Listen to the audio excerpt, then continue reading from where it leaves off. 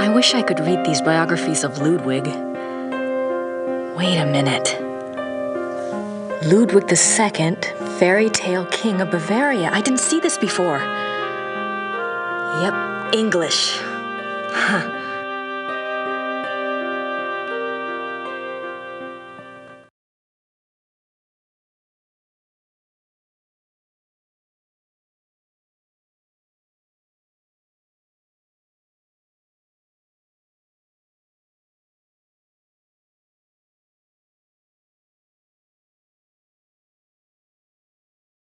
Ludwig remained throughout his life both very bright and very naive.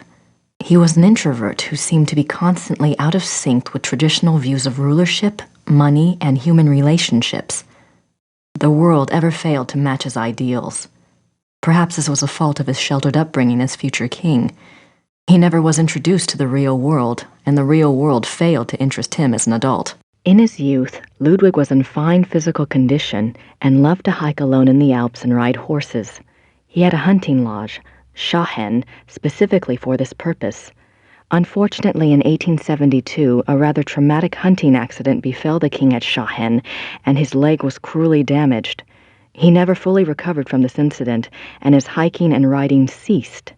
His physical health deteriorated from that time on, and explains why he looked so unhealthy in later years. A hunting accident? Other than his long-standing friendship with the Empress Elizabeth of Austria and with his mother, the relationships Ludwig attempted with others were nearly always a disappointment for him and a bewilderment for his partners. He would become obsessed with someone, a singer, an artist, a nobleman or a peasant, and would bombard them with gifts, praise, and favors. When they would fail to return the depths of rapturous passion he required, the singular adoration and humble obedience he expected, he would grow disappointed and cut himself off from them. The objects of his interest were occasionally women, usually ones he fell in love with after seeing them in idealized roles on the stage, but they were more often young men who fit his fantasies of the heroic sagas like Lohengrin and Parsifal that he so loved. A good example of the king's obsessive behavior in relationships is the following letter from the Königlich Bayerische Archives, which this author was privileged to access. It is dated 1864, and it was written by Ludwig's manservant, Paul, to a friend. The king has been in high mood these days. The reason, of course, is a new interest. Thursday last, the king attended a performance of Lohengrin in the Wittelsbacher Theater. He came back in a fever, demanding that a man be found. The man, it was gathered, had been sitting in a box across from Ludwig and had drawn the king's attention by his beauty and his deep emotional response to the performance. The king declared that here at last is a sensitive soul. The man was tracked down and brought in for an audience. Upon my word, never have I seen any mind so in line with His Majesty's own. They discussed Wagner and France and Byron and all manner of things until long past dawn. The young man, beautiful indeed to look upon, met the king's enthusiasm and knowledge bit for bit. His Majesty has been in the thick of it ever since, and while I welcome his good temper, I grow tired of fetching letters back and forth to Louis, so called by His Majesty, that should tell you who the young man looks like, at all hours of the night. This author has not been able to learn much about Louis, but he was known to have been a seemingly high-bred foreigner, and he was involved with Ludwig as late as 1880, when he fell into disfavor. The king, especially later in life, felt a great deal of guilt about his sensual nature. His diaries are full of repentant entries begging God for forgiveness and swearing to remain pure. In many of the diary entries, he swears to abstain from sexual relations. The number of these oath entries indicate that Ludwig was not very successful in resisting temptation, yet it is also clear that Ludwig was a God-fearing man and that, though his flesh might occasionally fall, he never surrendered his heart and his conscience to sin.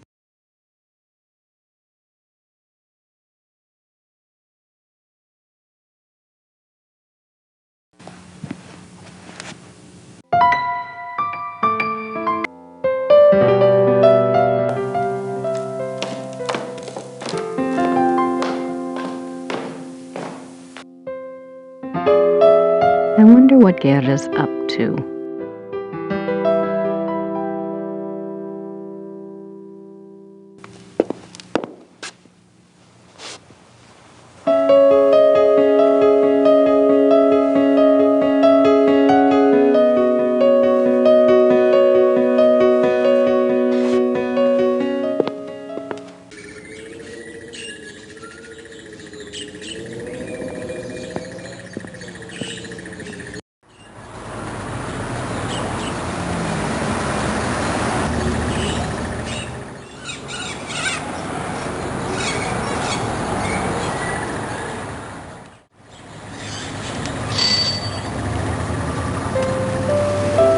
Guten Tag. Grüß Gott, Frau Nakimura. Ich habe etwas für Sie.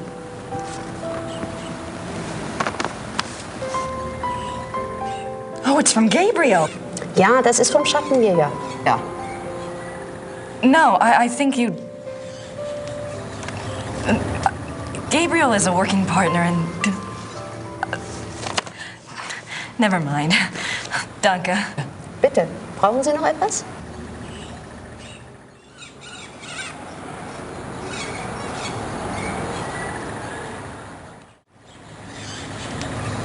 Gracie, you decided to come over. That's great. Guten Tag and all that. I'm sure you and Gertie are hitting it off. Thanks for finding the werewolf book. I'm not sure what it all means, but it might be useful. About Ludwig II, you know, I think you might have something there. Ubergrau says there are 2 places you should check out. Ludwig had a castle called New Swan something, and there's a museum about him at Year in Chemistry. Something like that. I really think you should spend some time looking into it. Don't worry. Things are going very smoothly this time around. I've tracked a suspect to a hunt club run by a man named Von Glauer. He seems okay, but I'm sure there's something going on with at least one of the others. Don't worry, though. I met a police detective named Lieber, so I have backup. I'll be finished soon. Sit tight and enjoy your visit till I get there. Gabriel. What does he think, I'm on vacation here? And no address. Thank you very much, Mr. Knight. Danke. Bitte.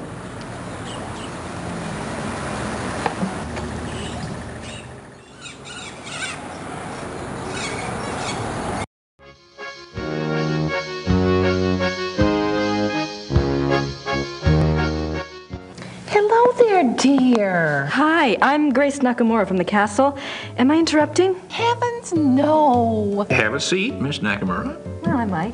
For a moment. Isn't this nice? We just finished our breakfast. Do you want something? No, thanks. Good for you. I can never turn down food myself.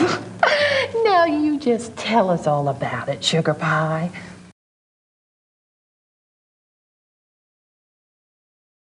You mentioned the other night that you were a demonologist. What is that exactly? Well, it's not as bad as it sounds, honey. What Emma and I really do is to help protect people. Protect them from what? Well, do you believe in the devil, Miss Nakamura? I believe in good and evil, if that helps.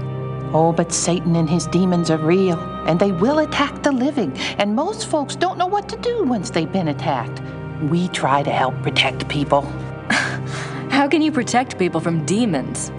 Best protection is faith in God, of course. But sometimes faith isn't enough. Sometimes we have to delve into the supernatural in order to protect others. Your Schottenjoggers are just the same. We are? I mean, he is? Of course. The warriors of light are rare these days, but they do exist all around the globe. That's interesting. I just read about a group called Manos del Sol in Brazil. So the Ritters aren't the only Schottenjägers. Well, they're probably the only ones to use that title, but others have been chosen for the battle.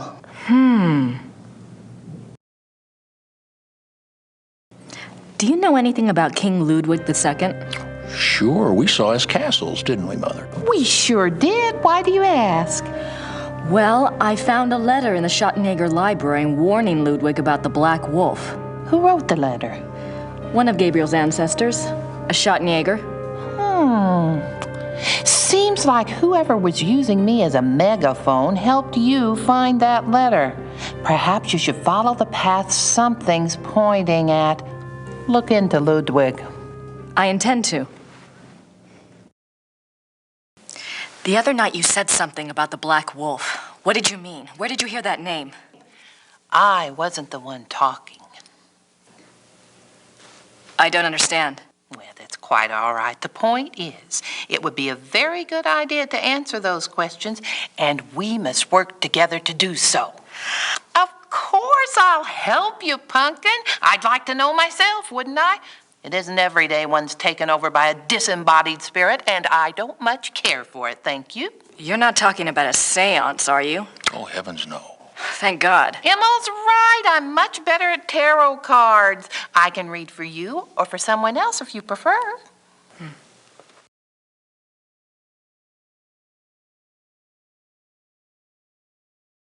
Are you sure you don't know anything about the Black Wolf?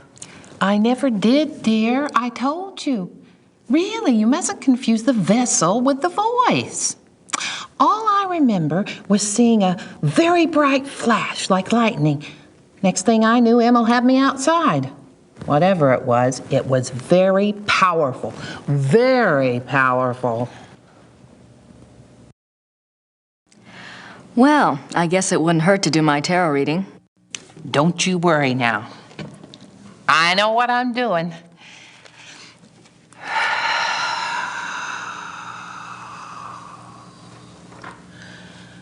Push your vital energies into the cards.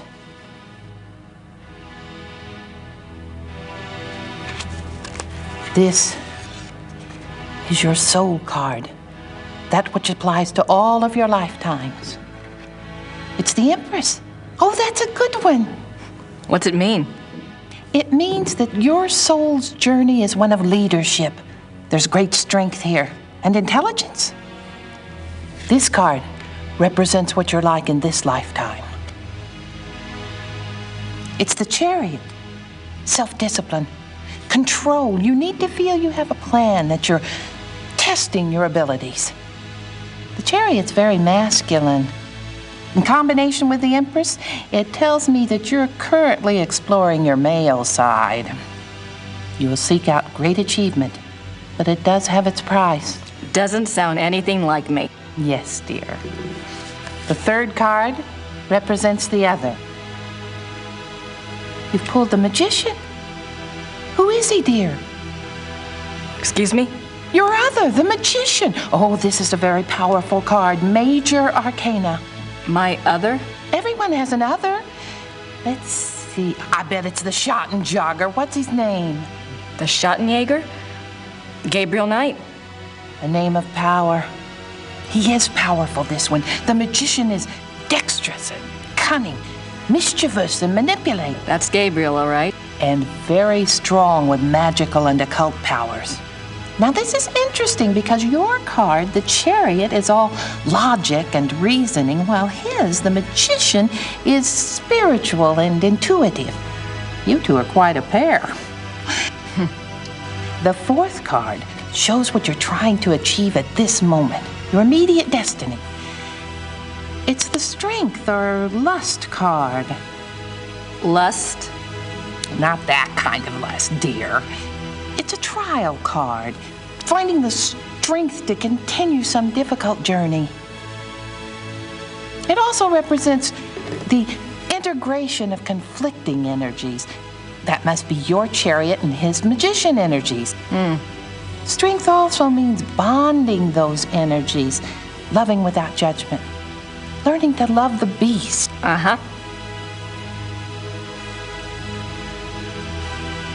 What is this trial, dear? Do you know? Well, Gabriel and I are involved with a case right now. It will be a hard time. You must let your love give you power. Use the positive energy of your union or you may not succeed. I think you have the wrong idea. Gabriel and I just work together. Yes, dear. But if I might just suggest, when you're facing negative forces, the positive energy of love is a very vital weapon. You make yourself vulnerable when you resist your own tools. Well, that's been helpful. I hope so, dear.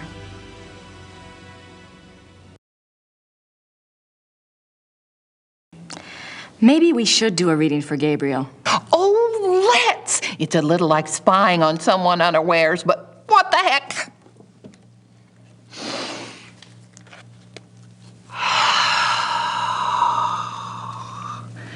Reach out to the cards and to think about his essence. His soul card is the Magician. Yes, dear, it reflects your other exactly.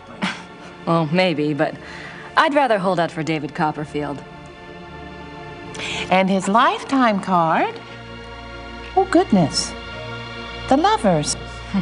You mean the sole purpose of his life is in his pants? Doesn't surprise me. It's not what you think, dear. It's a duality card. As a lifetime card, it refers to Gabriel's own duality. Good versus evil, physical pleasure versus spiritual growth, that kind of thing. His challenge is to integrate the conflicting parts of himself. Until he does, he'll never find peace.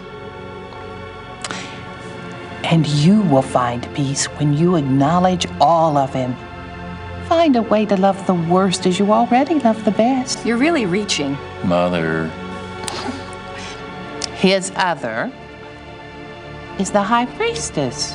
Let me guess. That's me, right? No, dear, it's not. The High Priestess represents psychic mysteries, deep wisdom. This is a very different energy from your earthy one. This must be our connection.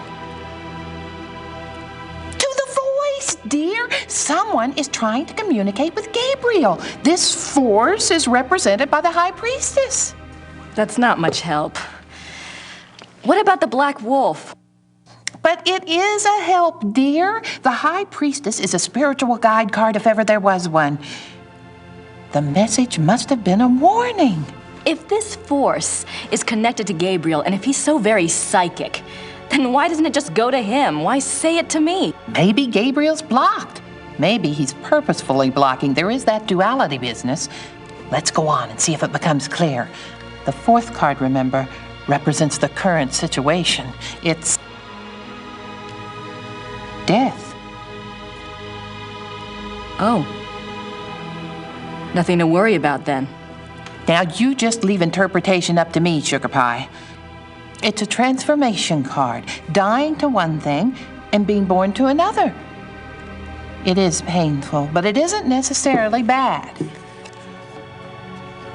Two of Wands. Oh, my. What? A 2 is not good here. Wands is Mars in Aries. That's a war card in conjunction with the Death card. There are two possible transformations. 2 transformations? Yes, dear. Gabriel is waging a spiritual battle. The transformation might be good or evil. That must be the purpose of the High Priestess. She's trying to guide him. So you think he really might be in danger? Oh, yes, dear. Gabriel's very essence is at stake. If he takes the wrong path with his powers, Imola and I will stay in town. You must let me know if anything else happens that we can read for clues. Let the Force use you.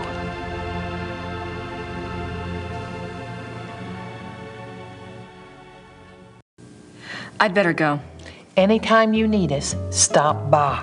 And be careful now. Thanks.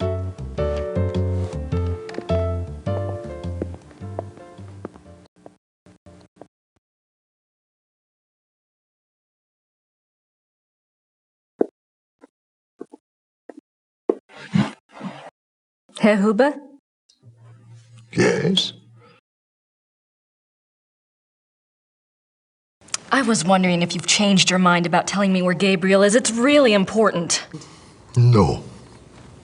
Sorry.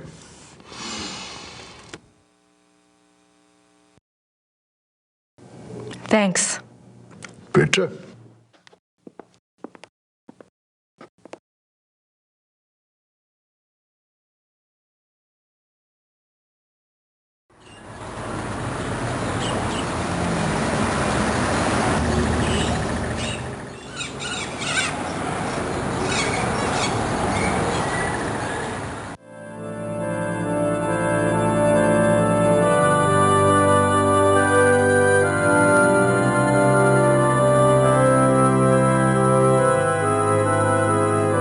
Gerda's here. I wonder what she's up to.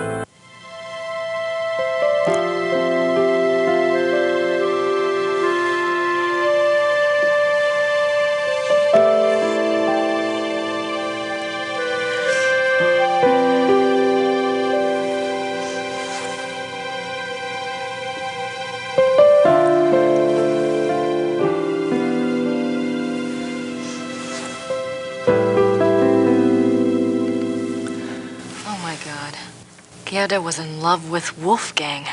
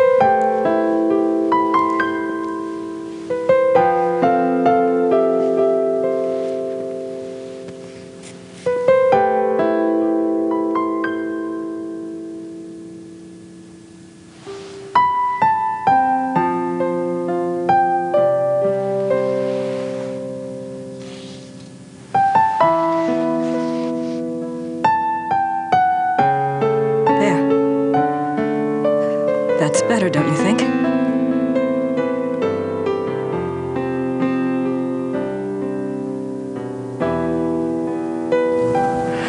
so sorry. I was an idiot. Gabriel and I, we never... I know.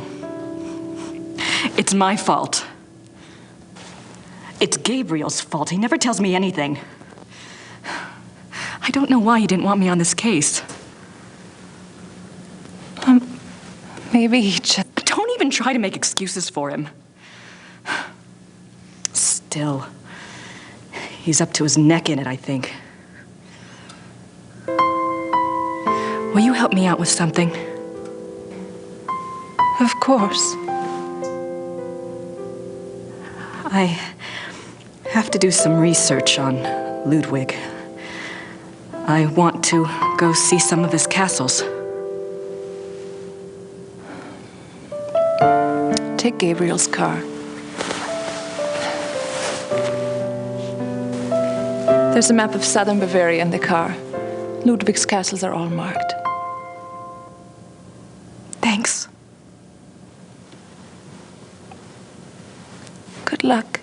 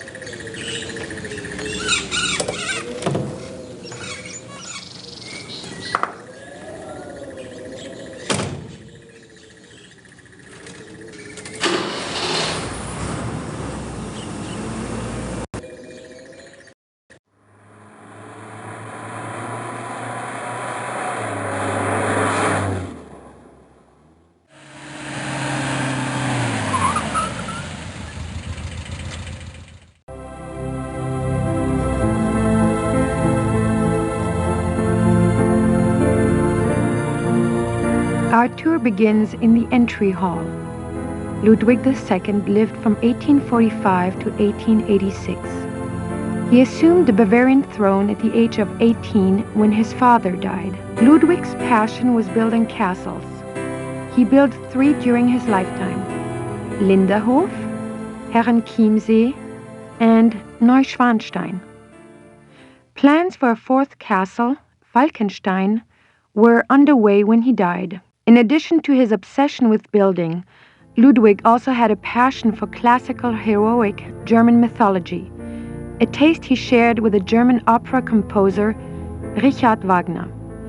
Neuschwanstein is decorated throughout with themes from these stories, most of which directly relate to Wagner's operas.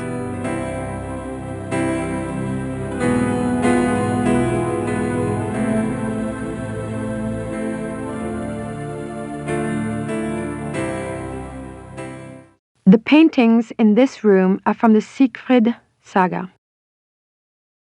These scenes are from the Siegfried saga.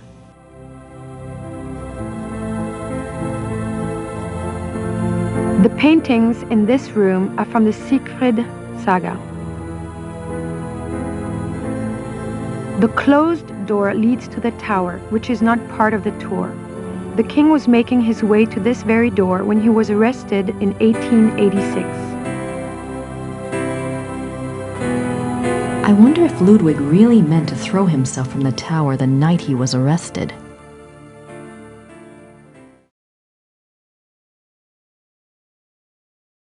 You are now standing in the king's bedroom. The theme of the bedroom is Tristan and Isolde, the tragic love story retold in Wagner's opera. The opera was given its first performance in Munich in 1865, and a 20-year-old Ludwig attended. This is probably the most elaborate and expensive bedroom ever created. It took 14 woodcarvers 4.5 years to create this room. It was this kind of extravagance that bankrupted the king. In the years before his death, he found it increasingly difficult to find money from any source.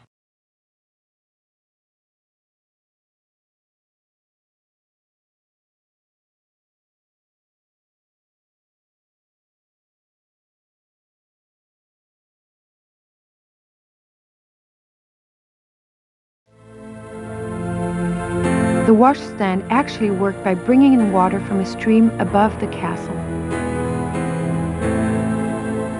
Ludwig sure had a thing for swans.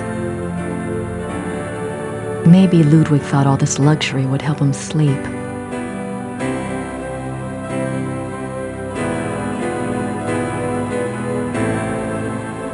Scenes from the opera Tristan and Isolde.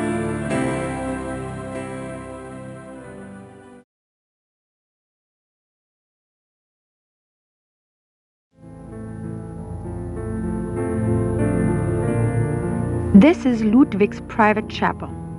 The king was a devout Catholic, as were all of the Wittelsbacher rulers. They supported the Roman Church even when other European countries were dominated by Protestantism. It's a beautiful crucifix, ivory and gold.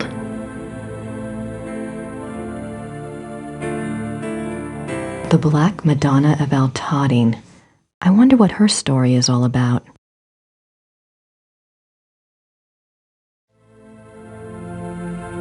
The stained glass window depicts St. Louis receiving the last sacraments.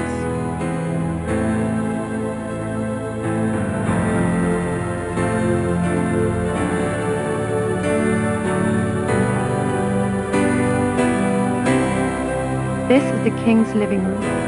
The walls are decorated with scenes from the Lohengrin saga. The king first saw Wagner's opera Lohengrin when he was 16, and it so affected him that he considered it a form of enlightenment. The tragedy of Lohengrin was his essential loneliness. This too was Ludwig's own fate. Ludwig withdrew more and more into his fantasy world of epic heroes and absolute monarchy. An ideal he was determined to create in his castles if he could not have it in his real life. He only wanted to be alone with his dreams, so much so that even his servants were kept at a distance and were not allowed to look at him. What were you afraid they'd see?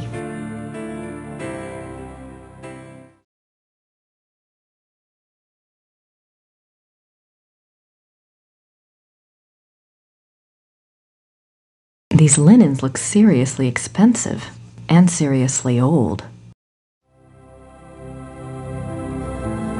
The miracle of the Grail.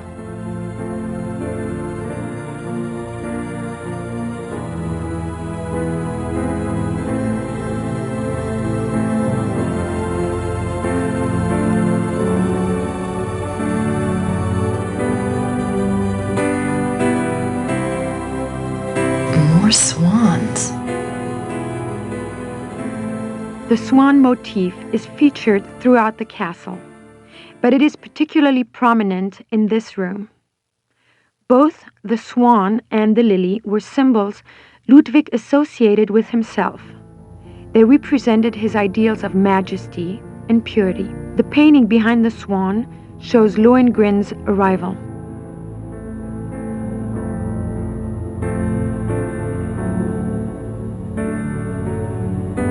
This is a reproduction of the grotto from the Tannhäuser saga.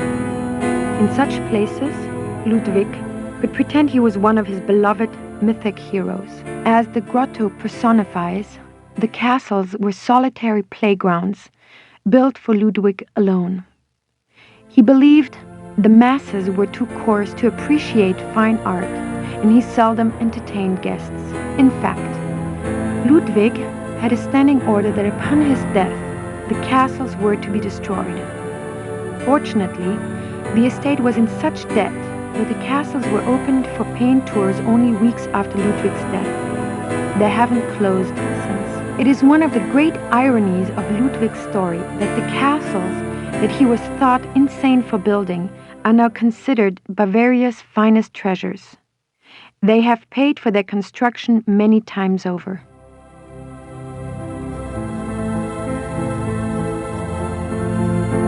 I can almost picture Ludwig in here.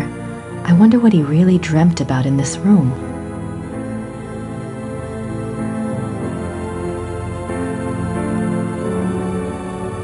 This is the king's study. Ludwig spent much time at his desk writing letters, drawing up plans for his projects, and studying his favorite authors. He loved poetry, history, and the classics. In later years, he also studied the occult. What affairs of state he did reluctantly attend to were generally attended to alone at his desk in writing. His reluctance to meet with his heads of state and perform the duties of the king were one of the reasons for the charges brought against him in 1886. But Ludwig dreamt of true kingship and a true monarchy, and the small powers left to him after Bavaria succeeded power to Prussia only incited his disdain and frustration.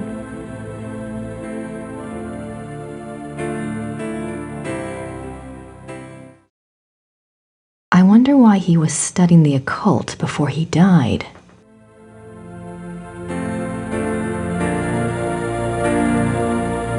I doubt there's anything left in there now. Besides, the guard would kill me if I touched it.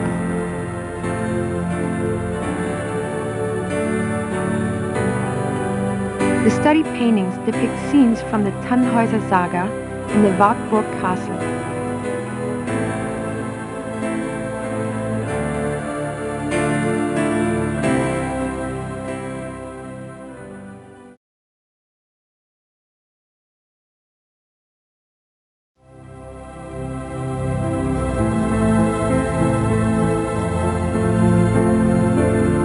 This is the final room of our tour, the Singers' Hall. It was modeled after the Singers' Hall of the Wartburg Castle, where minstrel competitions were held in the 13th century. The hall was built for small private concerts, but Ludwig himself never gave one here. It is said that during the last few years of Wagner's life, he came to Neuschwanstein frequently and performed for the king alone in this room. The hall is probably best known for its enigmatic wolf paintings. The original paintings were from the Parsifal saga, but in 1882, Ludwig had them replaced, supplying the description and titles of the new paintings himself. While all the other rooms in the castle show scenes from Wagner's operas, the scenes in this room are not from any opera that anyone can identify. It is yet another of the many mysteries associated with the life of the fairy tale king.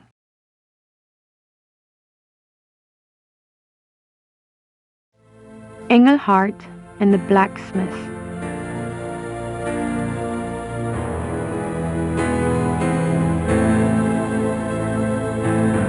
Engelhart courts Hildegunde.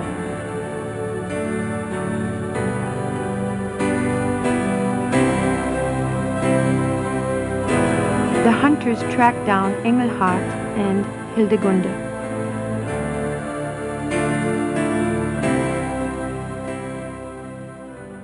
Hildegunde's imprisonment.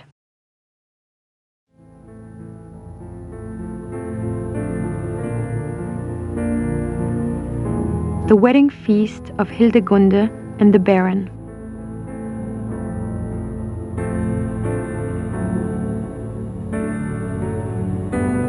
The death of Engelhart.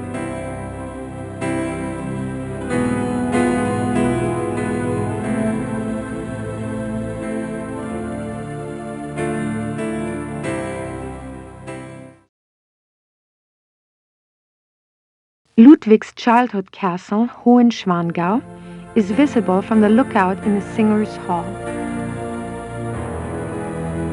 Nice view of the Alps.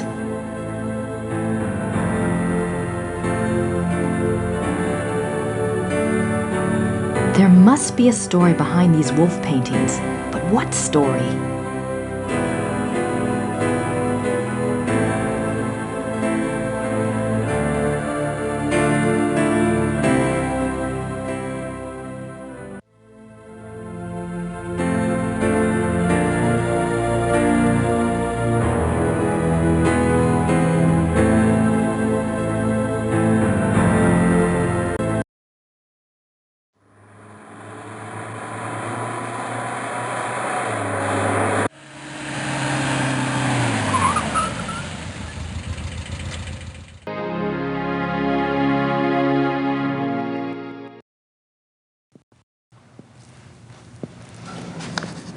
Guten Tag. Guten Tag.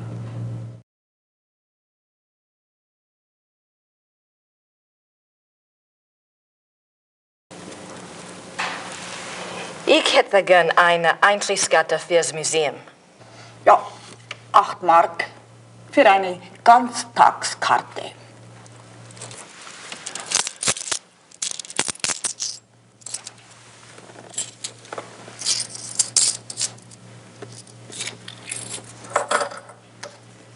So, Danke.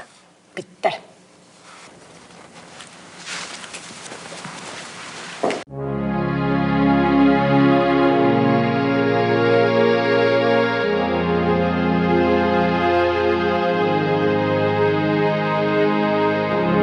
They certainly make an incredible looking couple.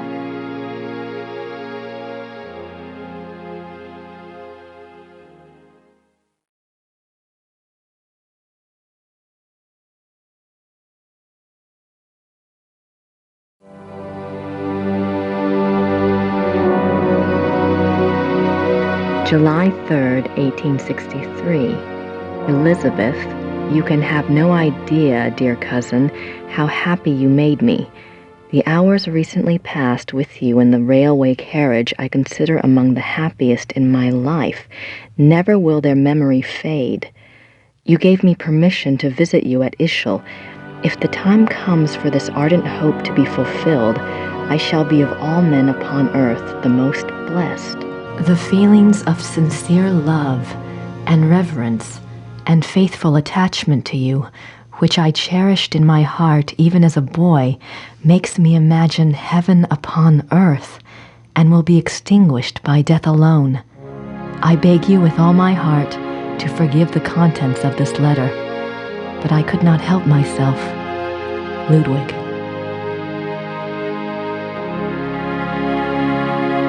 Elizabeth frequently gave Ludwig advice on royal conduct, hoping to protect him from unfavorable public opinion. March 1st, 1865. My dearest Eagle, you have not written me in a few months. I have missed you. I often try to imagine what you are doing. I hear tales that you have been on retreat and have not been seen in Munich for some time. I suspect it is this new friend you wrote up so mysteriously that takes you away from home.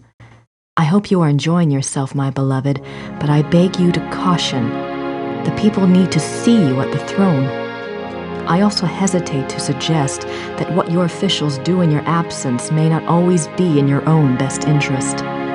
You have always been a true king, but you must let the people see you to ensure that they don't forget that. E. Your dove.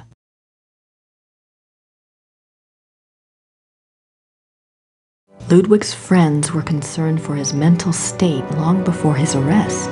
June 14th, 1878. My beloved Eagle, in your last letter you spoke so movingly of your torment that I was moved to tears. What is this torment? Why won't you confess to me what is truly troubling you? You must know that I would never despise you, no matter how horrible you believe your sins to be. Please do not write such barbs to my heart by even suggesting such things. If you do not wish to confess to me, at least tell me how I can aid you. I am always your true one, your dove. In this letter, dated November 1886, Elizabeth of Austria thanks Bishop Frank for his assistance in helping her fulfill Ludwig's last wishes. She writes that she knows it was an unusual request, but she believes Ludwig had reasons of his own for wishing it to be done. She hopes that his spirit finds peace at last. No further reference to this letter has ever been found. One can only speculate what the last wishes of a cornered and embattled Ludwig might have been. What were his last wishes? This place is giving me more questions than answers.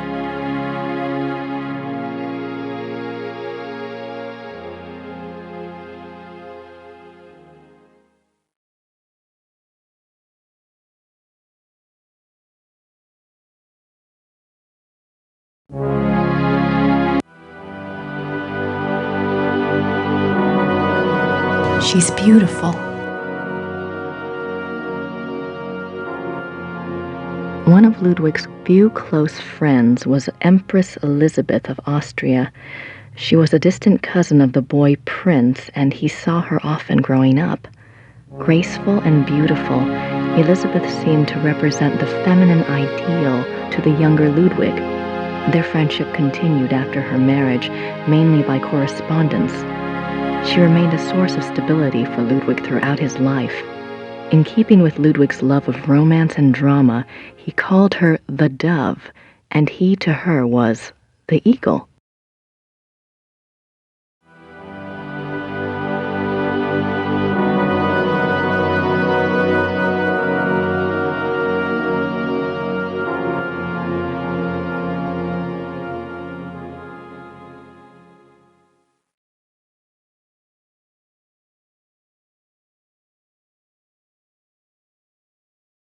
June 7, 1886. A group of men arrive at Neuschwanstein Castle demanding to take the king in custody. With them is Dr. Guden, the doctor who had been in charge of Otto, the king's mentally ill brother. The men have an order for the king's arrest on the grounds of insanity. They are refused admittance by a brave group of farmers and local soldiers who have come to Ludwig's aid. They are forced to retreat to nearby Hohenschwangau. This is the first Ludwig hears of the conspiracy.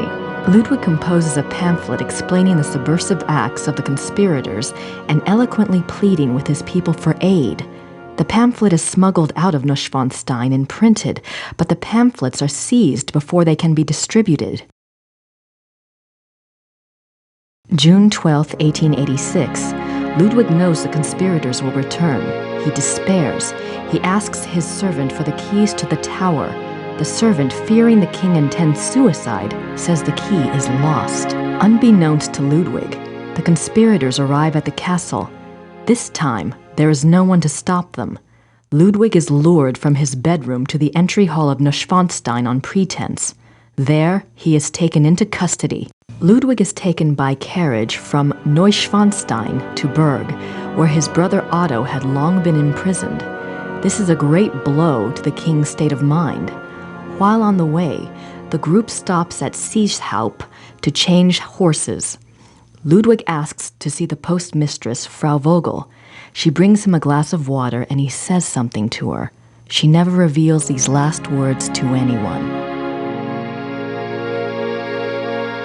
June 13, 1886. At Berg, Ludwig seems cooperative and coherent. Dr. Guden writes to the government that he has Ludwig well under control. The two men go out for a walk, and Dr. Guden is so confident he dismisses the guards. When Ludwig and the doctor do not return after several hours, a search is undertaken. The bodies of the two men are found in the lake, drowned. Circumstances unknown. June 18, 1886. Ludwig's funeral procession marches through the streets of Munich, followed by enormous crowds of mourners. The service is held at a packed St. Michael's church. Lightning strikes the church during the service, but no one is harmed. Ludwig's body is entombed in the Wittelsbach crypt at St. Michael's. His heart is placed in an urn in the pilgrimage chapel at Altötting in the Wittelsbach tradition. The urn is shown to the right. His heart is in an urn. How bizarre.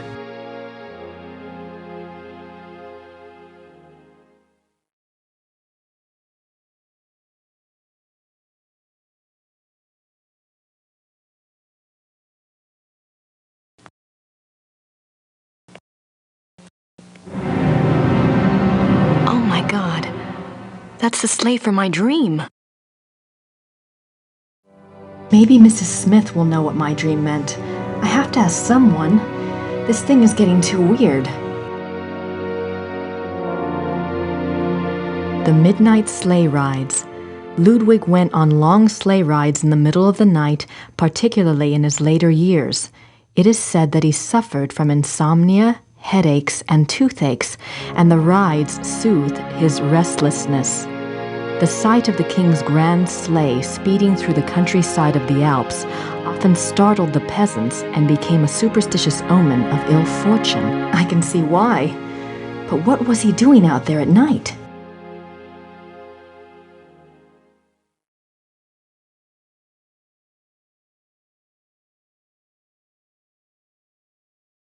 December 14th, 1881, Linderhof. Order another work by Jennings on the occult. Write urgently to Klug saying that I insist that the stoppages by the bank cease. I want it, and therefore it must be done. Write very urgently. He must succeed at once, and then must report to me urgently. If I give orders to clear my room, doing so must not be postponed as it happened. Pencils must be pointed without special orders. The day after tomorrow, 1,000 marks. How is Louis now? I want to know whether he looks unhappy. How often have I said that the coffee must not come up boiling hot, so that it can only be drunk after standing an hour? If any more correspondence come from Louis, they are to be burnt immediately, but I am to be informed of their arrival.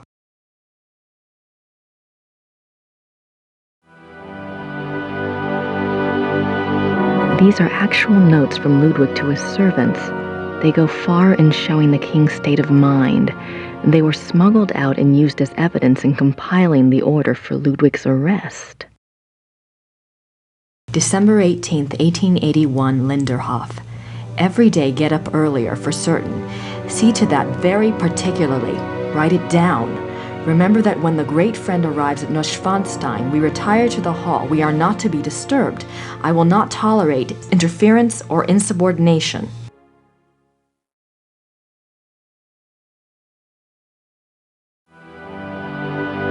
I have no idea what that says. Looks old, though.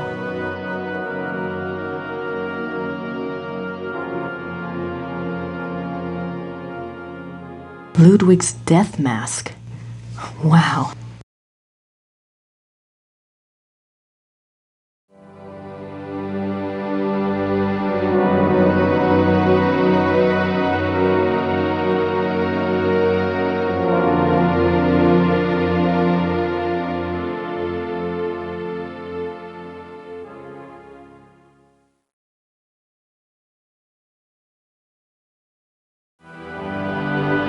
Signets and sash pins from the Order of the Knights of St. George.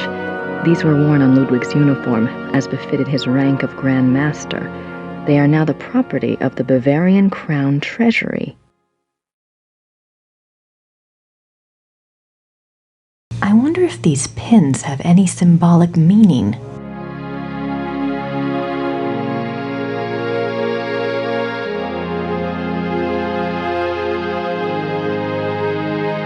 Ludwig's diary. Ludwig kept a diary from 1869 when he was 24 years old until his death. The diary provides a fascinating look into the mind of this tormented man. The original diary is kept in the Royal Archives. A few entries are shown on the opposite wall. I've got to see that diary. Richard Wagner.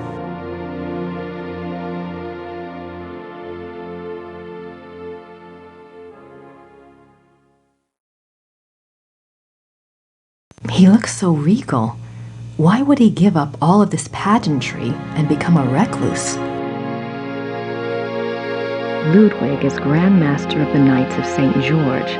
The Knights of St. George was an aristocratic society dedicated to the acts of chivalry. Ludwig loved the medieval pageantry of the order in his early years, before his increasing reclusiveness drove him to abandon public appearances.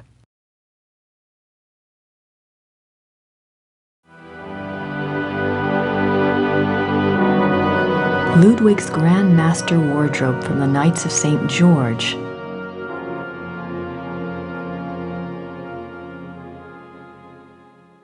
Ludwig and Wagner. Ludwig loved the opera of his contemporary Richard Wagner. He helped support Wagner's music through much of his life. Ludwig considered Wagner a close friend, often calling him the great friend. Wagner encouraged this infatuation, some believe, for personal gain. Typical artist.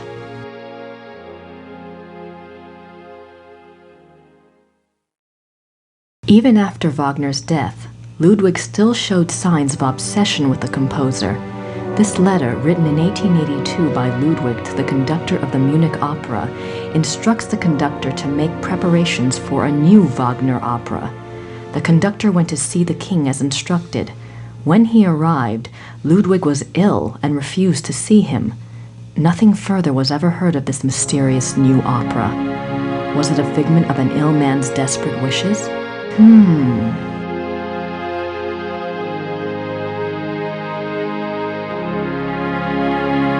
Ludwig is offered a crown of laurels by the genius of immortal fame. Ludwig is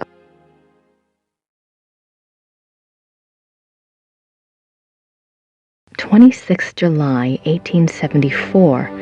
By the power of the lily, we shall have the strength to resist all temptations throughout the whole year.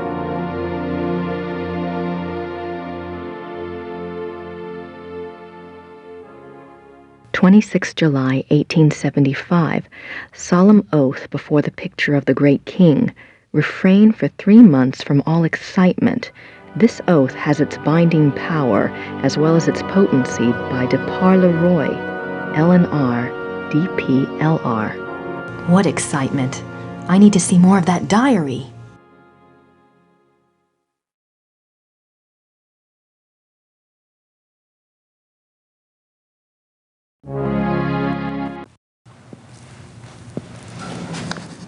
Guten Tag. Guten Tag.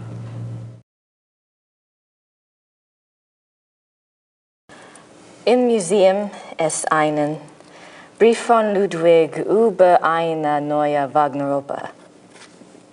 Ja, ich kenne diesen Brief. Wo kann ich mehr von dieser Wagner-Oper sehen? Ja, ich weiß nichts über Wagner.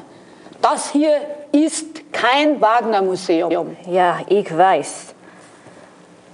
In Bayreuth befindet sich ein Wagner-Museum. Versuchen Sie es halt doch, ne? Bayreuth. Danke. Ludwigs Tagebuch im Museum? Ja. Wo kann ich Ludwigs Tagebuch hier anschauen? Die Tagebücher sind ganz persönlich. Die sind in den königlichen Archiven. Niemand darf die lesen. Aber nein, niemand darf die lesen.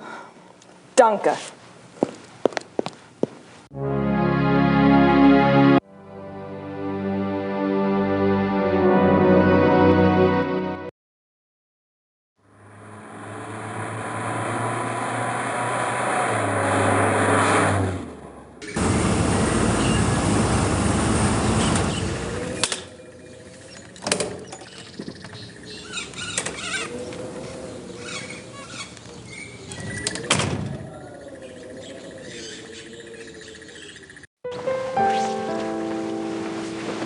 Hi, did you have a good time?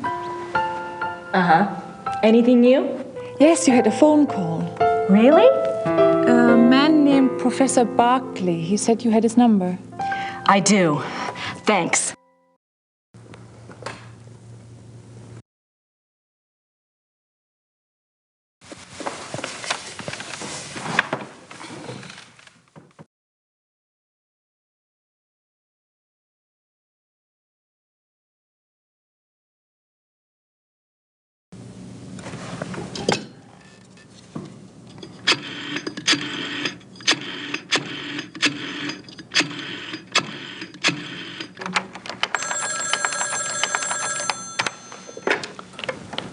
Hello?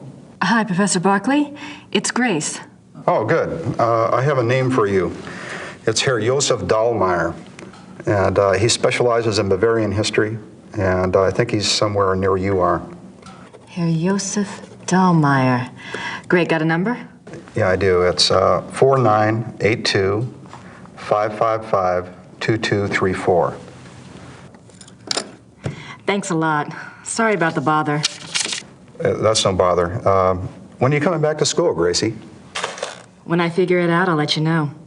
Well, be good.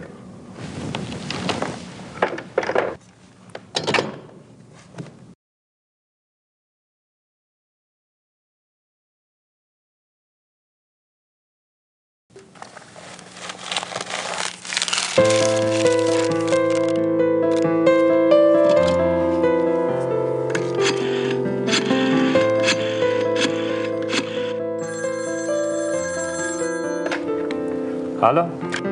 Hallo, sind Sie Herr Josef Dahlmeier? Yeah, you must be Grace Nakamura, the American history student. Yes. I hear you're interested in Ludwig II. Very. Good. There's something I want to show you. Drive to Berg on Starnberger See. Meet me at the Memorial Chapel. All right. Thank you. Oh, wait. Was there anything you wanted me to look into before we meet? Well, I was hoping you knew something about someone called the Black Wolf. He was a contemporary of Ludwig's. He lived in Prussia, I think, and he was well connected. Never heard of him, but I'll check. See you there. Thanks. Bye.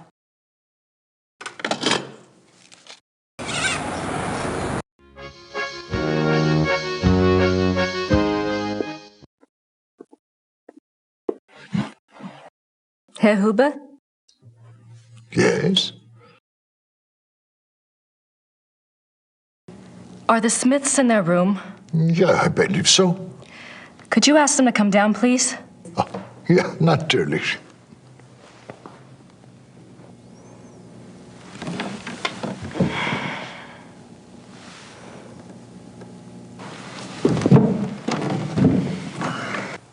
Now you just tell Merle what's going on.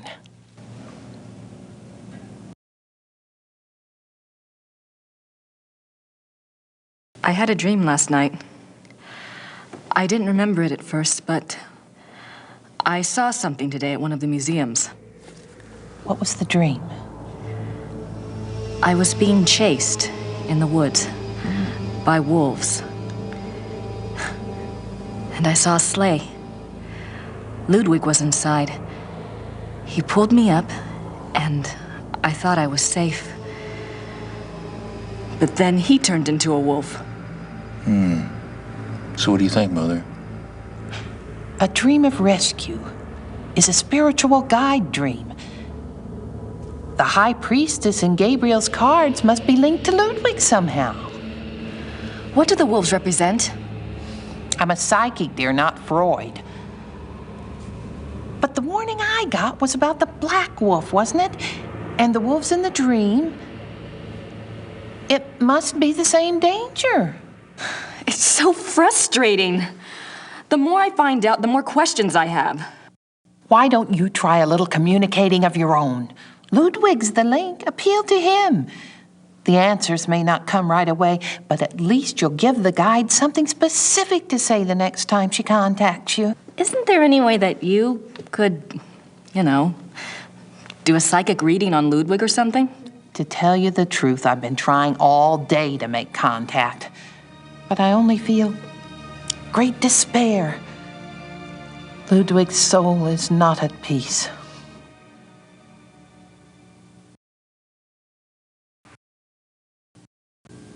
I'd better go.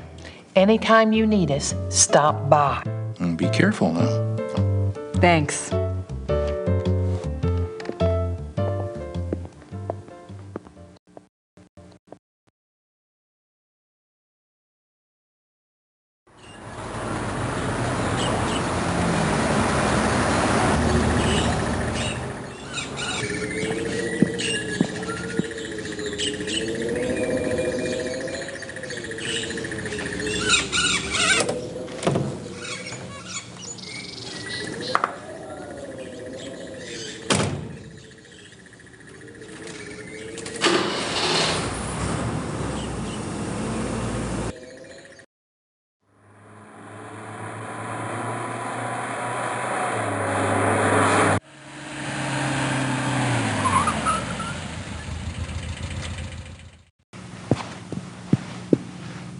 Grüß Gott.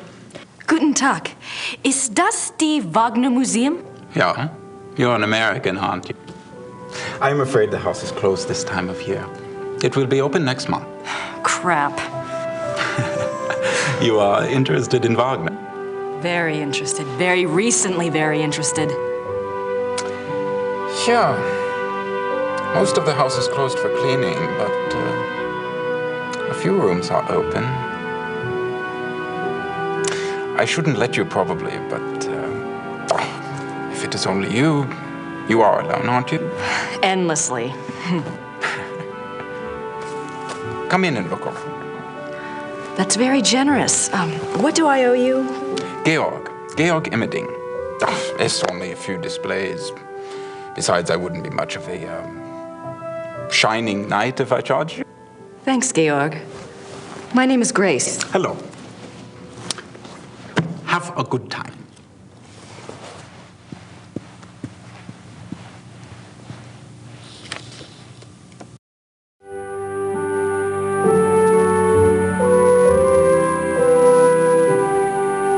Wagner's piano.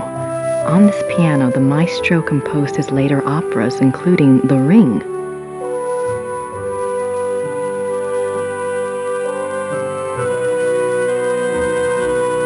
Franz Liszt, composer and Cosima Wagner's father.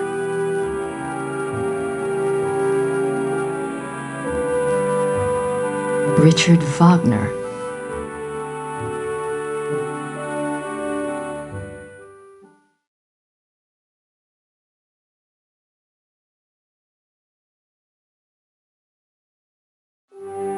It looks rather simple considering the grandiose stuff Wagner composed here.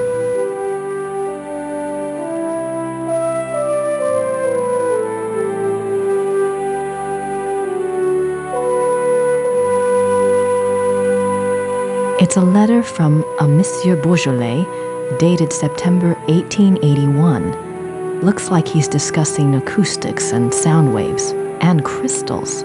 Wasn't Wagner's Bayreuth Theater already built? Why would Wagner be worrying about acoustics?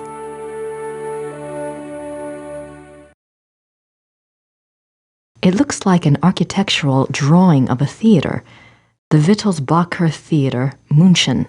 Every square inch is measured.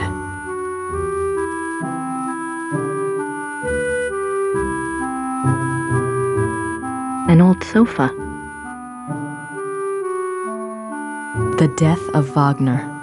On Ash Wednesday, 1883, Wagner suffered a heart attack in a Venetian gondola on the way to Saint Michel. His wife and the gondolier carried him into a church where he regained consciousness. Wagner died 4 days later on this sofa.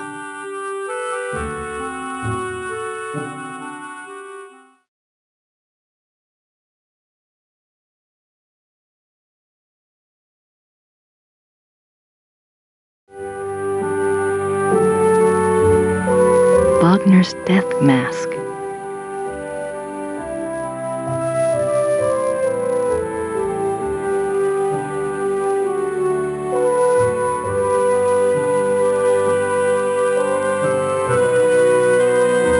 The great patron himself.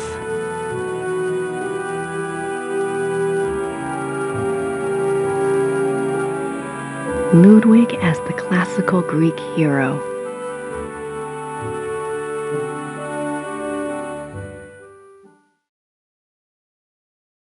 Ludwig's death mask.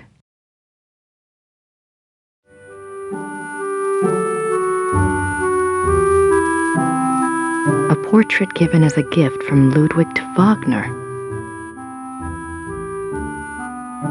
June 10th, 1881, Munich residence. Great friend, I am writing to you in the middle of the night. My blood is pounding too wildly for sleep. Tonight's performance, how can I describe it? I am unsure whether to be terrified or thrilled. Perhaps I even feel hopeful. If it is hope, you have given it to me, my friend, for the first time in years. We must speak. Something happened during the music tonight, but I must have your absolute confidence. As you love me, come at once. Your devoted king, Ludwig.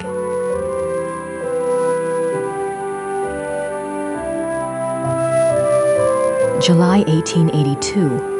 Great and beloved king, Monsieur Beaujolais and I have finished the diagram. We checked the figures many times and Monsieur is confident that it will work. 8 identical fixtures are to be made from the diagram and placed in the theater exactly as specified. I'm sending the diagram with your courier. Be full of hope and have courage. All will be well.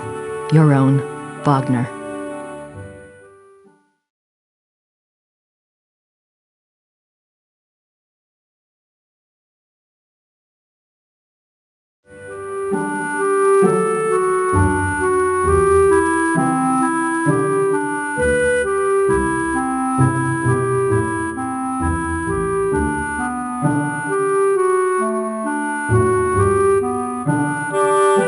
These look like production designs.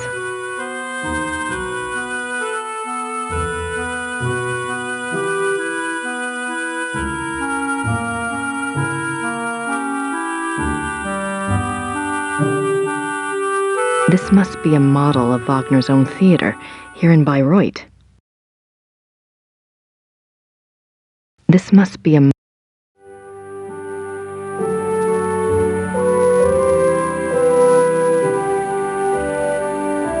opera costumes.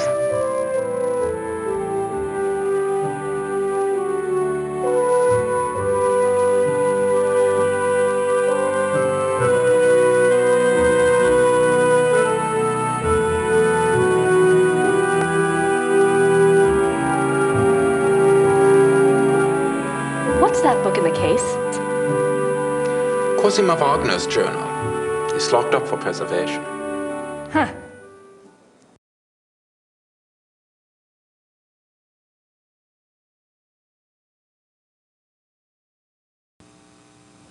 What are you doing here if the museum is closed? They always like to have a caretaker here. It's a good job for me. I can soak in the atmosphere of the maestro while I compose. What are you composing? This? Oh, a new arrangement. One of Wagner's pieces. For the Bayreuth Opera? I am only a student at the university. I study music, composition, conducting. Is there much of a call for conductors in Europe? Ask my brother. He is the conductor for the Munich Opera. Well, that's convenient. Does that mean you get free opera tickets? Yes. I get a week's pass to the Opernfestspiele, the opera festival in Munich. It starts in a few months. Hope I'm still around to see it. Come with me if you like. If you're still around, I can go backstage and all sorts of things. I'd love that. If I'm still in Germany, I'll call you, all right? Yeah, good. Tell me about Wagner. He was a character. He spent most of his life trying to convince rich patrons to subsidize his work. Unfortunately, he had expensive tastes. You see, he believed that someone of his genius deserved to live well. Can't argue with that. But Ludwig II supported him, didn't he?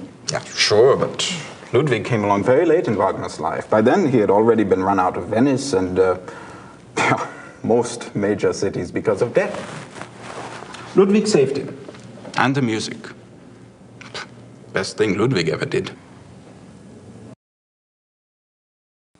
Do you know anything about that letter from Wagner to Ludwig in the display case? The one about the diagram? No. Some sort of equipment for Ludwig's theater. But I don't know why Wagner would have cared about this. If he was worried about any theater, you would think it would have been his own theater, here, in Bayreuth.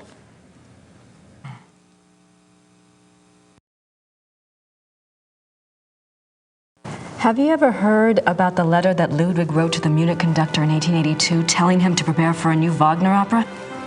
You're full of surprises, for an American. What do you know about it? No one knows anything about it.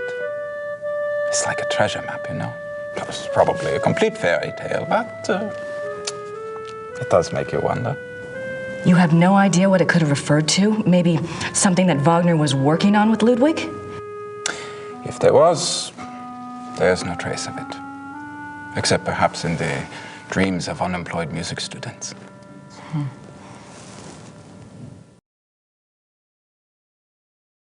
Have you ever heard about the wolf panels in the Singers' Hall at Neuschwanstein? Did my brother send you here? No. Probably not. It's only the letter to the conductor, the wolf panels. My brother thinks I am crazy because of all my theories. What theories? This is Quatsch.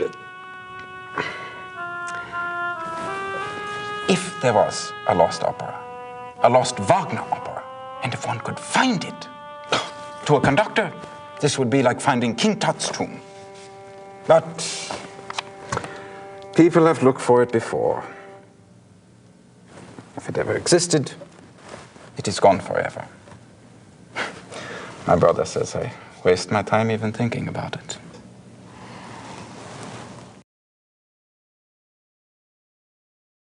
I'm curious. Is there any other information that points to the lost opera besides Ludwig's letter and the wolf panels?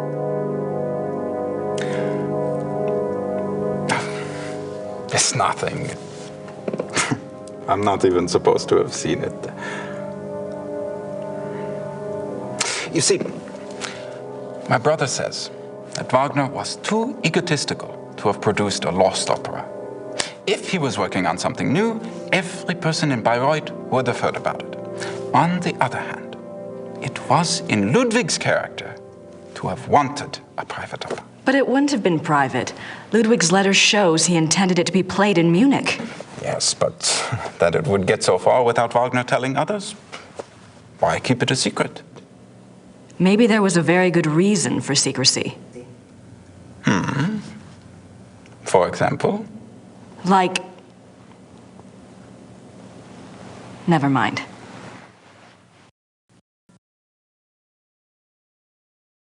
Wagner souvenirs. Don't think I need any of those.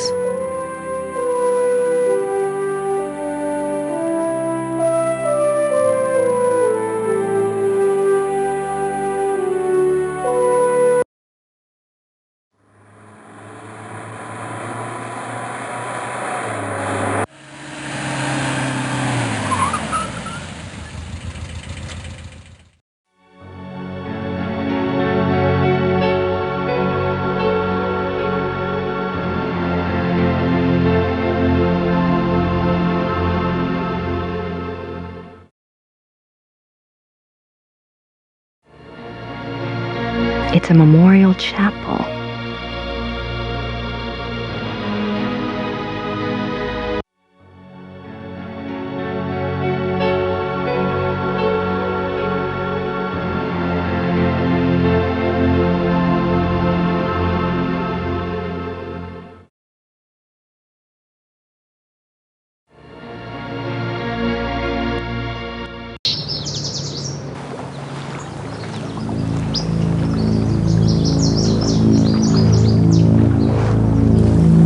This is where he died. You must be Grace. Herr Dahlmeier. Hello. Josef, I didn't mean to startle you. I wanted you to see it. I feel him here the most, you know, more than at the castle. So, what did you want to know?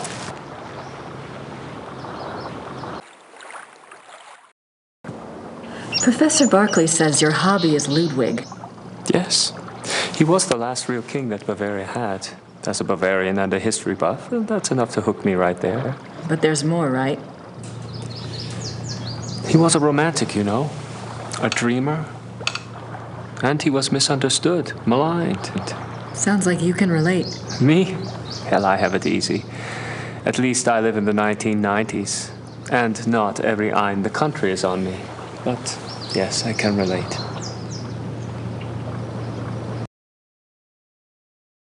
You know about Ludwig's diary, right? Of course. How can I get my hands on it? I'm sorry. I have been trying myself for 5 years. They keep it locked up tight in the Royal Archives and they don't let it out. They must think it contains things that will hurt his image. They won't let anyone see it, not ever?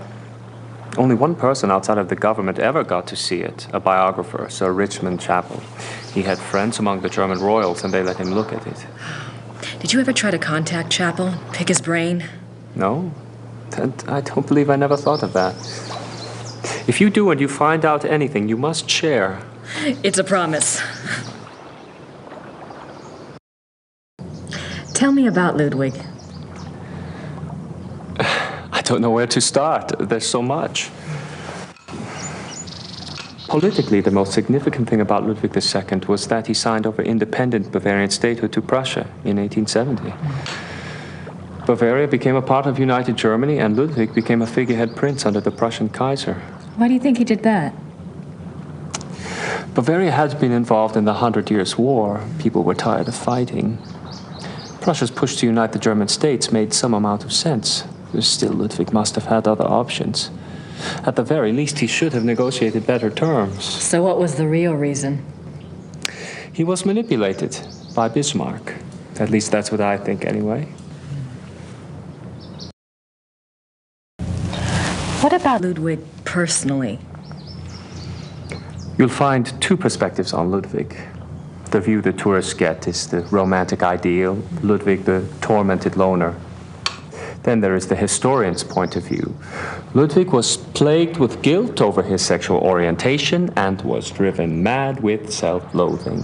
But I take it you're not buying either point of view. Well, it's all too convenient, isn't it?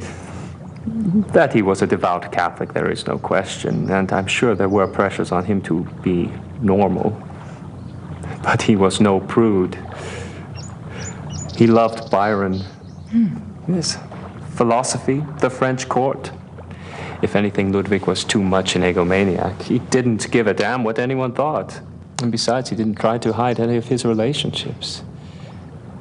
If he suffered from anything in his romantic life, it was disillusionment. No one loved him back as purely as he himself loved.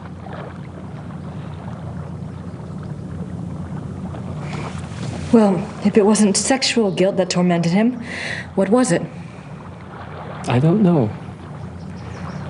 His diary was filled with self-guilt, but I'm sure it's not about that.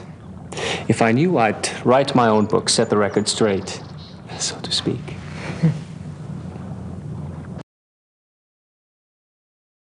Have you read anything about Ludwig's midnight sleigh rides? Oh, would that have been something? To be out at night and suddenly see him sweep by with his entourage? They say the night agitated Ludwig, and that being outdoors and the rushing feeling of the sleigh calmed him down.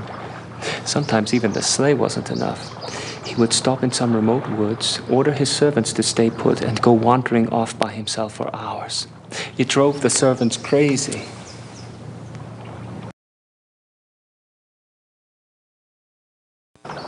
Tell me about Bismarck. Oh, Bismarck. He was the Prussian Kaiser's chancellor. Not a nice man. Bismarck had a reputation for learning people's weaknesses and manipulating them. It's a matter of record that he had spies on Ludwig's staff. He may even have had a henchman even closer to the king.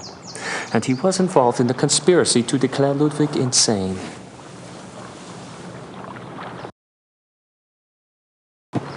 Did you find out anything about the Black Wolf? I did. I'd read about him before, but I hadn't realized that was who you were talking about. His name was Godin, Paul Godin. I found a reference to his being called the Black Wolf after you telephoned. I've never heard of him. Who was he? Godin lived on the fringes of the Prussian court. He was handsome, charming, dangerous, or so they say. He was variously rumored to have been a foreign prince, a Prussian spy, even an assassin.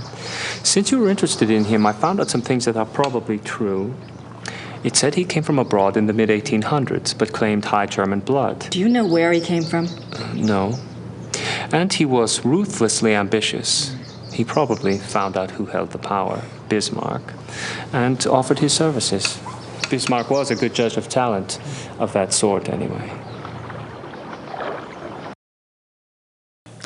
What else do you know about Godin? He must have done something remarkable. Bismarck was not a generous man. He liked to string people along with promises, but rarely came through.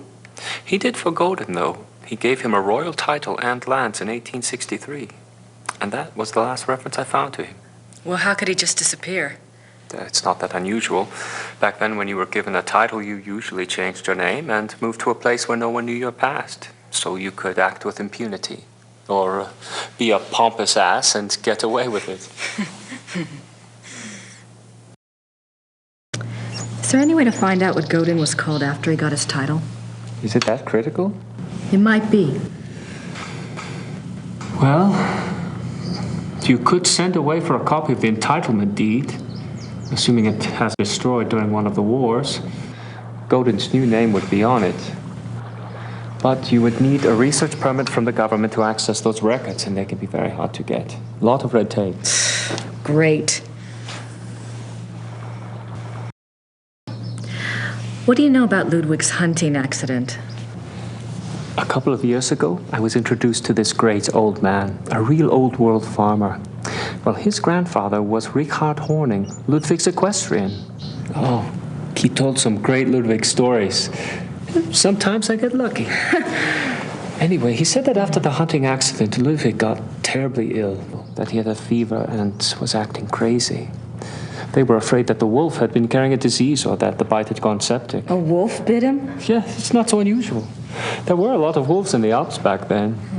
The servants were really worried, but Ludwig recovered, physically anyway. Horning's grandfather said it was the fever that broke Ludwig's mind, that he was worse than ever after that. What do you mean Ludwig got worse after the accident?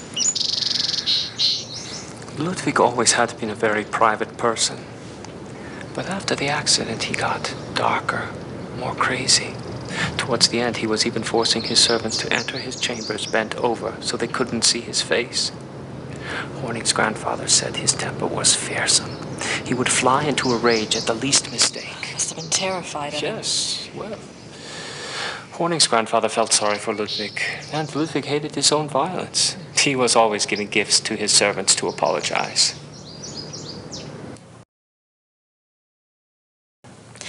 You mentioned that there were other reasons why Ludwig's servants feared him. Ah, that's another of Horning's mysteries. There's a story about Neuschwanstein. Apparently, there was a period of time of 2 or 3 months when Wagner would come and visit him Wagner? there. Yeah. The two would lock themselves in the singers' hall. Horning's grandfather said the sounds that came from there were awful. Well, the servants had superstitious minds anyway. Some of them quit over it, just walked away. What kind of sounds? Horning's grandfather called them heartbreaking and ungodly. Maybe it was Wagner trying to sing. Well, I guess that's all for now. Thanks for your help. It's my pleasure. And if you ever want to talk again, just give me a call. I'll meet you down there. I will. Thanks. Servus. Well, bye.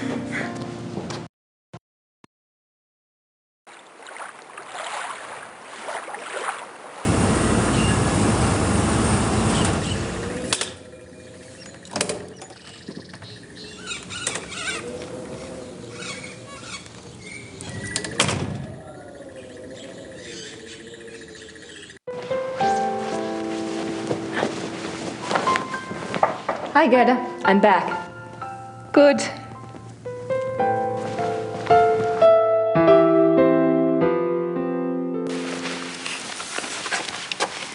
Gerda? Yes? Have you heard from Gabriel at all? No, Grace, I'm sorry. Never mind. Gerda, do you have any idea where I could get a government research permit? I don't have time for a lot of red tape. You should ask Herr Übergrau. He can maybe get such things very fast. You think? I was going to write Gabriel today anyway.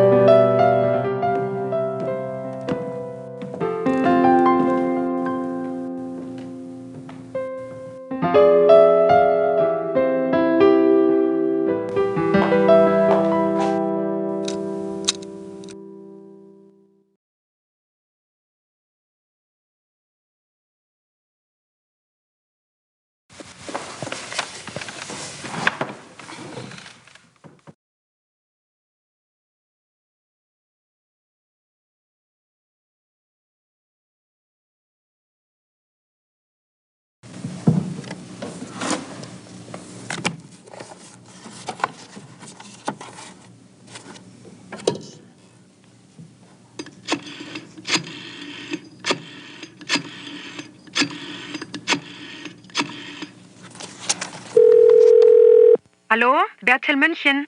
Hi, I have a book of yours on Ludwig II. The author's name is Sir Richmond Chapel. Yes, how can I help you? Well, I'm doing some research on Ludwig, and I was hoping you could get me in contact with the author. I'm afraid Sir Richmond Chapel is deceased. Oh. However, his son is living. Oh. Well, is there any way you can put me in touch with him? And who are you doing this research for?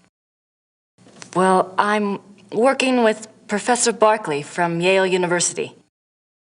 All right. Thomas Chappell's number in England is 41 20 555 771. Thank you very much. I appreciate it. You're welcome. Goodbye. Bye.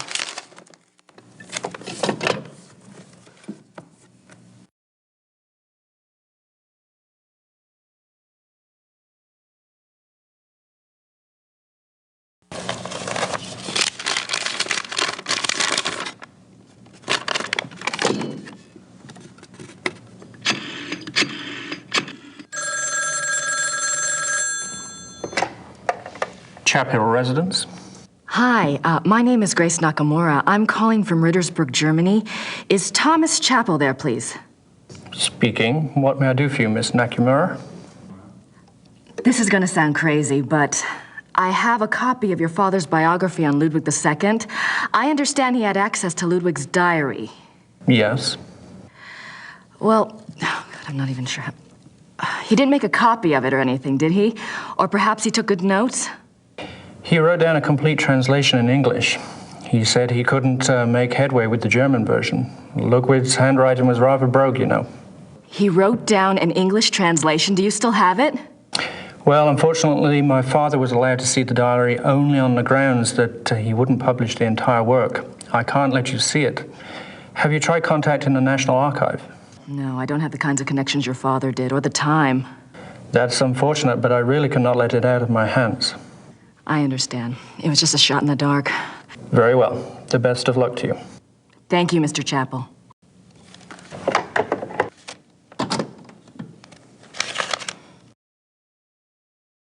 I should get a letter off to Gabriel. I need to include a note to Ubergrau about the research permit.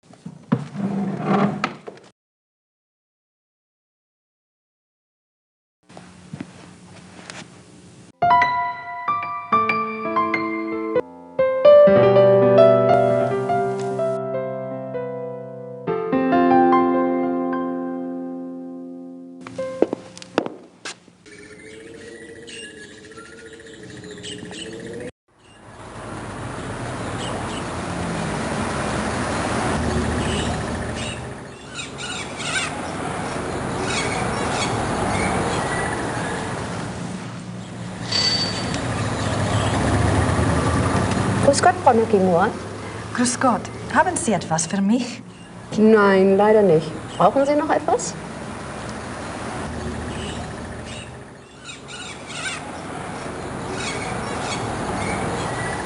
Kann ich diesen Brief versenden?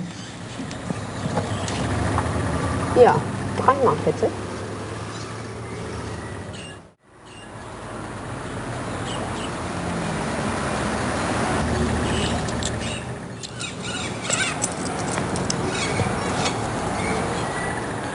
Dankeschön.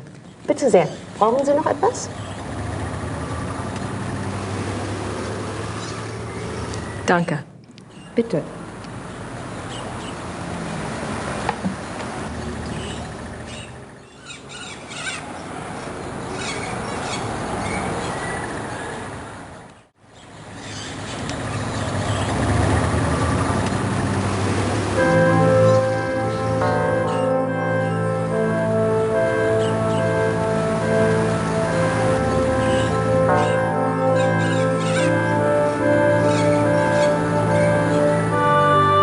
Gibt's das denn, die Lilien blühen schon? Sehr schön. Ja, aber es ist doch noch so kalt.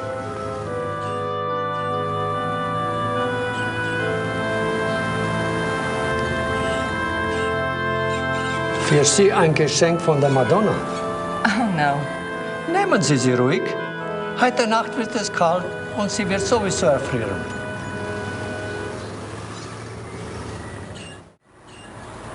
Thank you.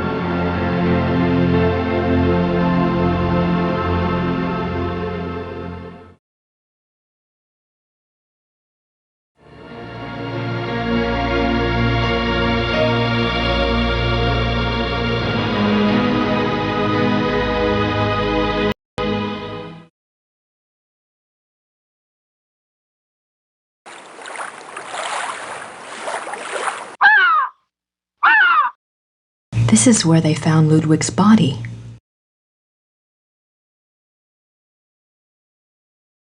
This is where they found Ludwig's body.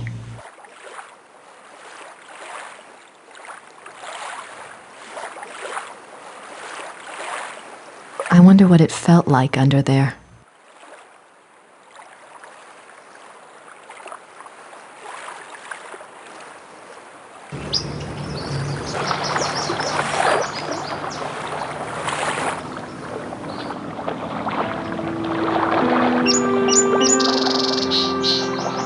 I'm trying to figure out what you want me to do, but I need more information to work with.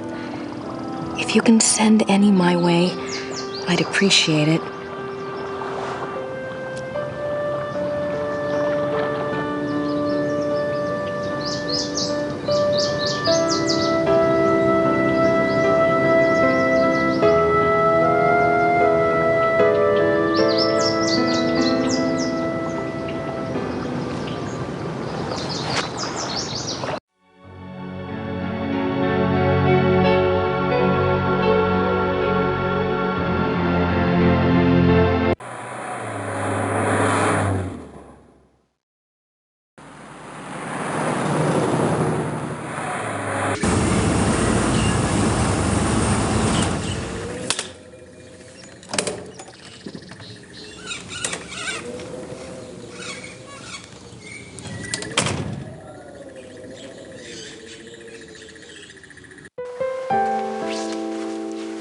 Hi, you just had a phone call. It was Frau Gelder at the post office. She said a fax came in for you there. Really? I wonder what it was. Maybe it's from Gabriel. Don't hold your breath.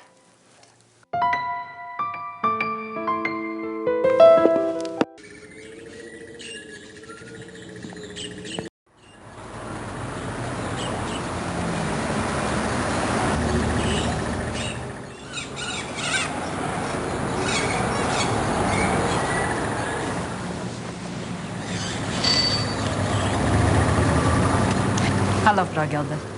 Haben Sie etwas für mich? Ja, ein Fax. Ein sehr langes Fax. Das ist aber nicht vom Schattenjäger. Ist okay. Dankeschön. Thomas Chapel. Oh.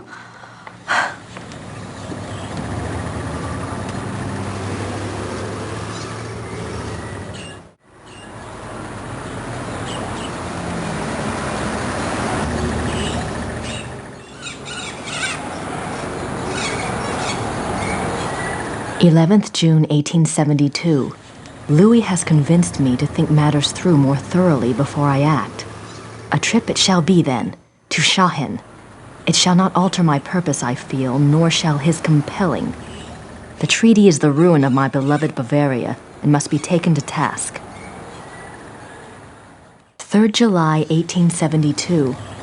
The pain gets so bad I cannot hold a pen to write, but the horror is far worse than the pain. He says it was an accident, says that we can truly be one now, that it is a great adventure. I believe him 1 minute, and the next I can feel the flames of hell upon my heels. May God have mercy on my soul. 5th January 1874. By the power of Mary, Mother of God, I swear to refrain from the ultimate sin and to remain steadfast in my flesh. Sworn by the power of the lily, Eleanor. 30th August 1879. I will not falter, but will remain true. No matter the torment or longing, I will not yield. I will control the process. God grant me strength and will. By the grace and power of the monarchy and its allegiance. De Paul Leroy, Eleanor. 10th September 1880. It is all finished. Elizabeth warned me, and I discovered the truth at last. O most venomous viper at my very bosom, O lowest of the least worthy who ever breathed, my Judas, my devil, if I could tear my heart out and fling it after him in the dirt, I would. 12th December 1880. He continues to come, the devil.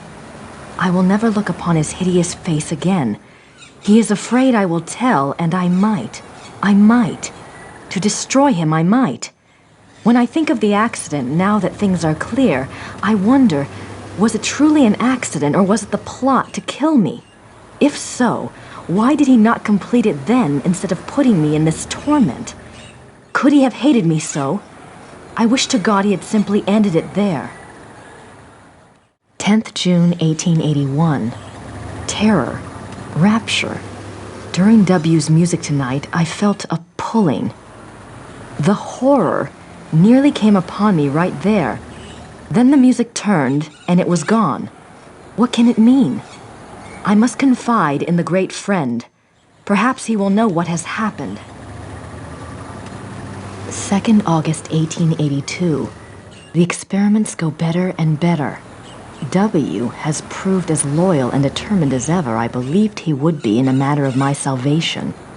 He says he has the formula now. It remains only to put the finishing touches on the completed opera and to draw up the diagram for the crystals. Can it truly end? I scarce dare to hope. April 1883. The great friend is dead. How unjust that he should be taken from me now. Where is my chance at salvation? Why has God condemned me twice? April 1883.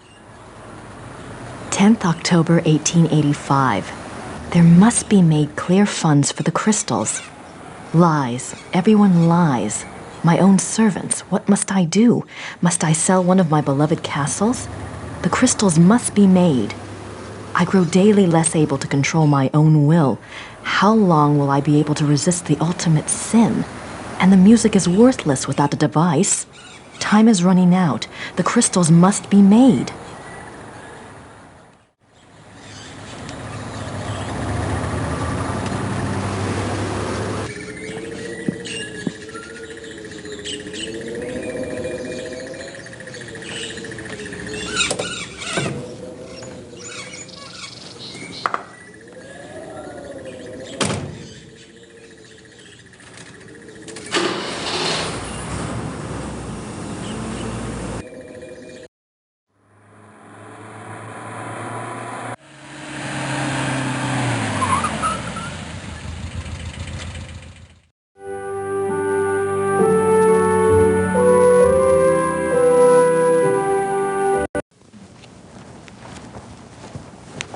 Have you heard of Ludwig's diary? Yes, but no one is allowed to see it. It just so happens that I have a copy of an English translation right here. There's something I wanted to show you. Read this one. August 1880. The experiments go better and better. They has proved as loyal and determined as ever. It remains only to put the finishing touches on the completed opera. To make up the diagram for the crystal. My God! Wait, I want to show you something.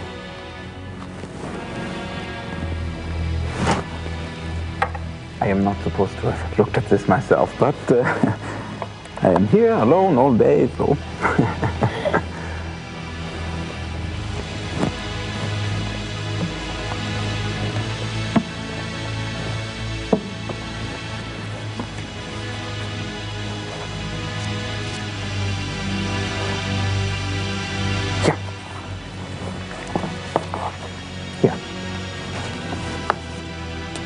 July 1881. Richard returned from his meeting with the king. Never have I seen him so pale. I was concerned for his heart. He would not speak with me, but immediately shut himself up in his study and started working on a new project. He will not tell me the first thing about it. He will only say that it was time he repaid his king. It confirms Ludwig's diary. He wasn't crazy. Yes, but Ludwig says that the opera was completed. Imagine that, completed. There's something else.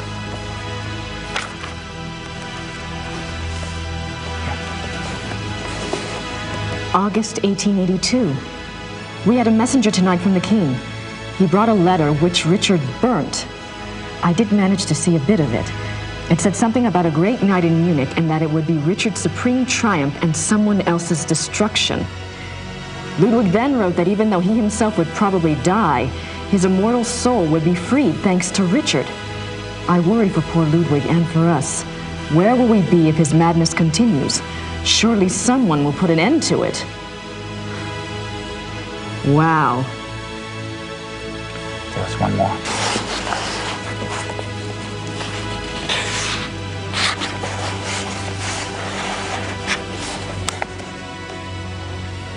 May 1883. I sent Richard's sealed package to the king, as he instructed moments before he closed his eyes forever. I could not even bring myself to care what was in it. What could it matter now? Whatever it is, I hope it brings the king good memories of Richard. He did so much for my beloved. The package.